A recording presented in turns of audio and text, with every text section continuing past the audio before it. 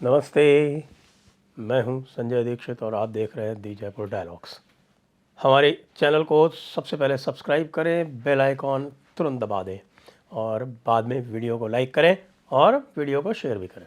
आज के इस पूरे के पूरे विवरण में, विवेचन में ऐसा लग रहा है कि जो पीडीपी और नेशनल कॉन्फ्रेंस और जो सारे के सारे भारत को अलगाववादियों के हाथ में सौंपने के लिए जो पक्षधर लोग हैं वो बहुत दुखी होंगे, क्योंकि समय समय पर जहाँ भी इस प्रकार की बात की है सरकारी पक्ष ने, उस पर बेंच ने सर हिलाया है, सहमति जताई है, ये कहा है कि डेमोक्रेसी का इसमें विस्तार हुआ है, इसमें इक्वालिटी का विस्तार हुआ है।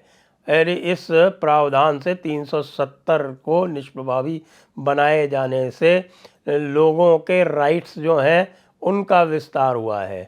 ट्राइबल्स को रिजर्वेशन मिला है, शेड्यूल्ड कास्ट को रिजर्वेशन मिला है, ईडब्ल्यूएस को रिजर्वेशन मिला है।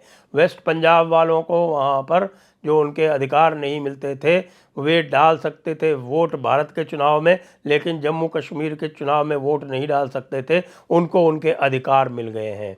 जो महिलाओं के अधिकार छिन जाते थे, ये कहा जाता था कि जैसे किसी महिला ने बाहर शादी कर ली जम्मू कश्मीर से तो उसके प्रॉपर्टी के अधिकार समाप्त हो जाएंगे, ऐसे सारे जो हैं ड्रैकोनियन प्रोविजंस वो समाप्त हो गए हैं। तो पूरी तरह से एक जिसको हम कह सकते हैं सॉवरेन डेमोक्रेटिक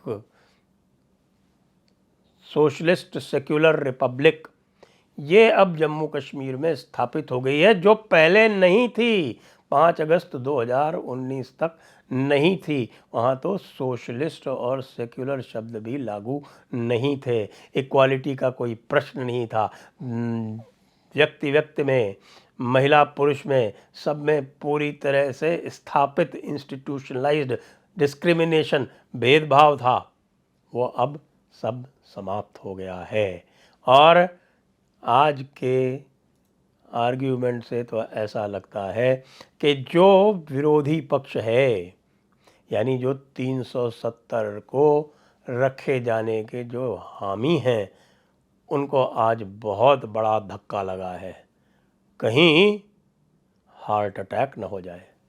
क्योंकि 12वां और 13वां दिन, 11वां और 12वां दिन, यानी कि मंडे और ट्यूसडे लगातार बहस हुई और सरकार की तरफ से पक्ष रखा गया 370 को निष्प्रभावी बनाने के समर्थन में। देखने वाली बात यह है कि लगातार जो भी पॉइंट्स उठाए जा रहे हैं सरकार के द्वारा, बेंच जो है उससे सहमत होती दिख रही है। अब मैं आपको बताऊं कि मुख्यतः क्या पॉइंट उठाए गए। आपको ध्यान हो कि 9वें दिन जब बहस समाप्त हुई थी तब ये कहा गया था विरोधी पक्ष द्वारा कि देखिए साहब, ये जो जम्मू और कश्मीर है ये एक विशेष स्टेट थी और इसने मर्जर नहीं किया, इसलिए जो दूसरी स्टेट्स जो थीं जिनको नॉर्मल इंटीग्रेट कर लिया गया उन्होंने सबने मर्जर एग्रीमेंट साइन किया था।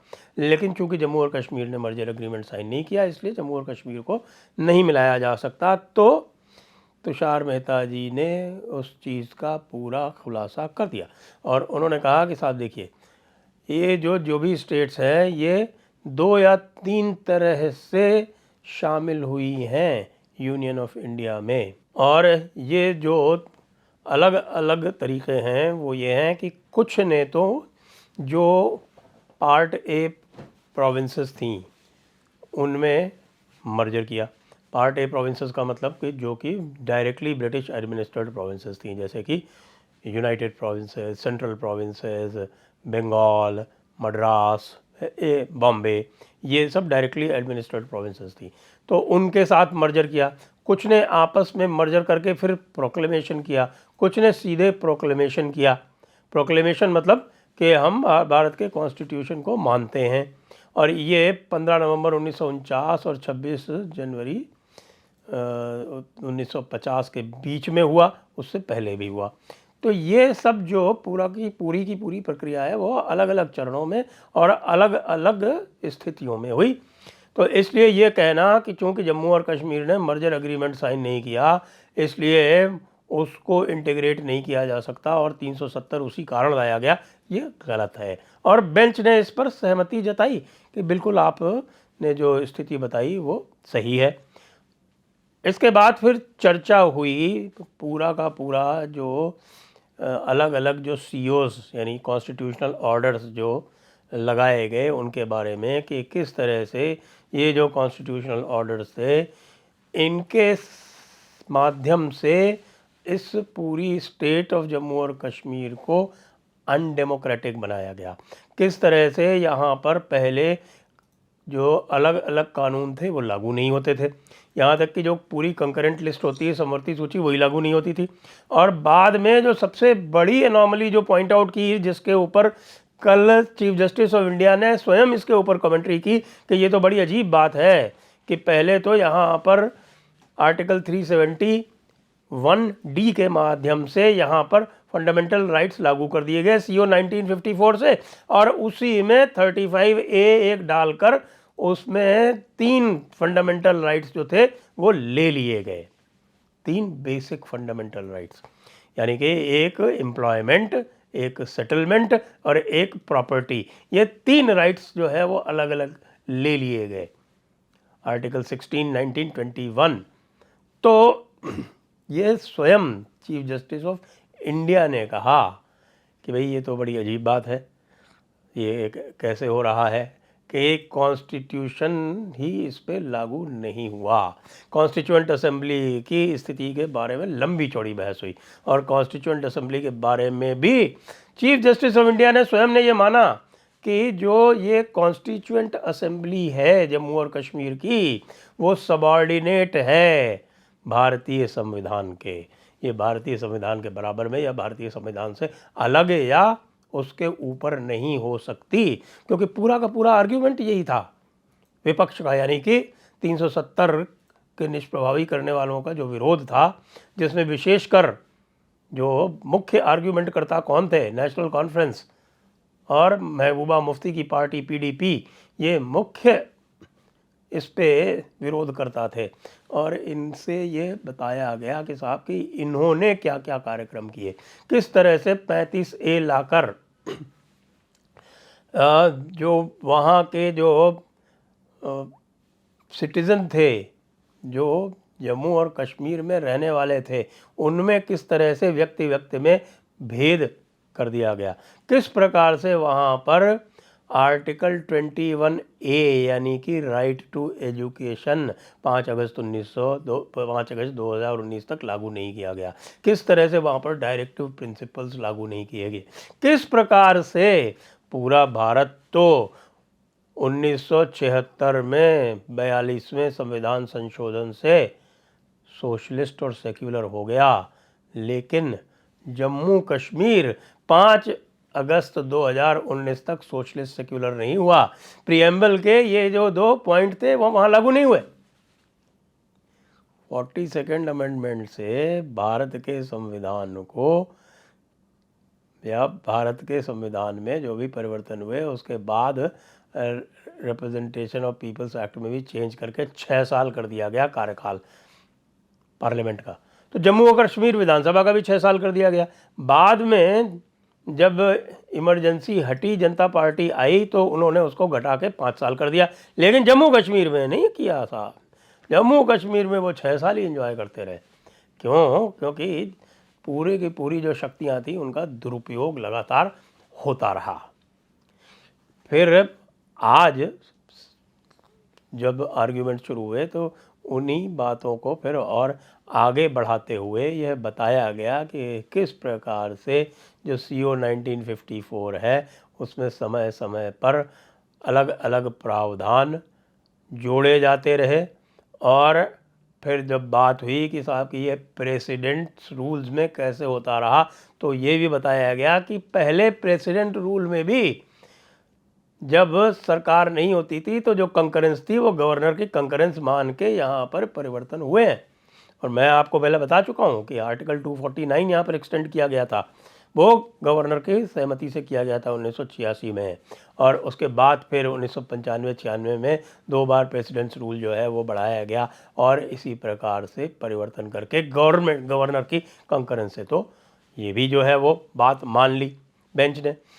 अब यह भी बताया कि किस तरह से जो प्रोवाइज़ो, जिसकी बार बार बात कहते हैं कि साहब की वो प्रोवाइज़ो चूँकि कॉन्स्टिट्यूंट असेंबली हट गई इसलिए वो प्रोवाइज़ो नहीं रहा, तो ये आर्टिकल परमानेंट हो गया। इसके ऊपर काफ़ी लंबी चौड़ी बहस हुई, लेकिन अंततः बेंच कन्विंस दिखाई दी कि कैसे, देखिए कैसे उदाहरण दिया, और उदाहरण दिया बहुत ही सक्षम रूप से उदाहरण दिया सॉलिसिटर जनरल तुषार मेहता ने, कि यहाँ पर यह आर्ग्यूमेंट लिया गया है कि चूँकि एक सॉलेम प्लेज और प्रॉमिस की गई थी जम्मू और कश्मीर को 370 के माध्यम से, इसलिए 370 नहीं हटाया जा सकता।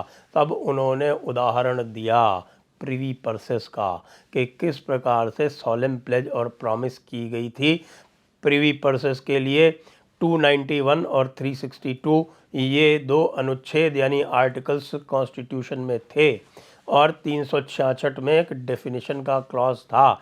उस 366 के डेफिनेशन क्लॉज को पहले प्रेसिडेंट ने परिवर्तित कर दिया एग्जीक्यूटिव पावर से जी, और उसके बाद माधवराव सिंधिया ने उसको चैलेंज किया, तो ये माना गया कि ऐसे नहीं हो सकता ये, तो बाद में 368 में लाकर उसको चेंज कर दिया गया। और फिर जब उसको 5 जजेस की कॉन्स्टिट्यूशन बेंच के सामने चैलेंज किया गया, केस का नाम है Raghunath Rao Ganpat Rao versus union of India, उसमें ये स्पष्ट कर दिया गया कि जब भी कोई कार्य किया जाता है जिससे कि इक्वालिटी बढ़ती है और इंटीग्रेशन बढ़ता है, तो उसको अन्यथा नहीं माना जा सकता, उसको किसी भी प्रकार से संविधान का उल्लंघन या संविधान के बेसिक स्ट्रक्चर का उल्लंघन नहीं माना जा सकता। वायलेशन ऑफ बेसिक स्ट्रक्चर्स उससे नहीं होता है। तो ये कहना कि जो कॉन्स्टिट्यूएंट असेंबली है वो बेसिक स्ट्रक्चर हो गई थी और उसका उल्लंघन हो गया, ये गलत बात है।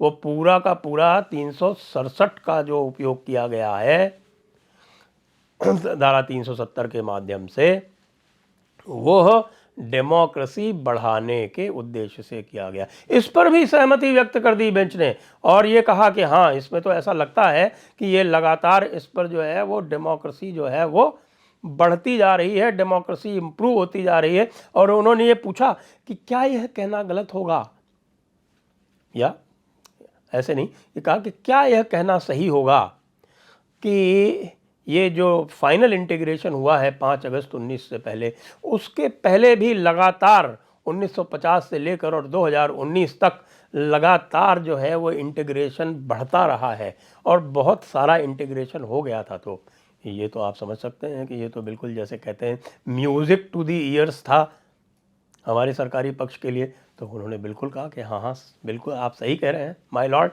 यही हुआ है।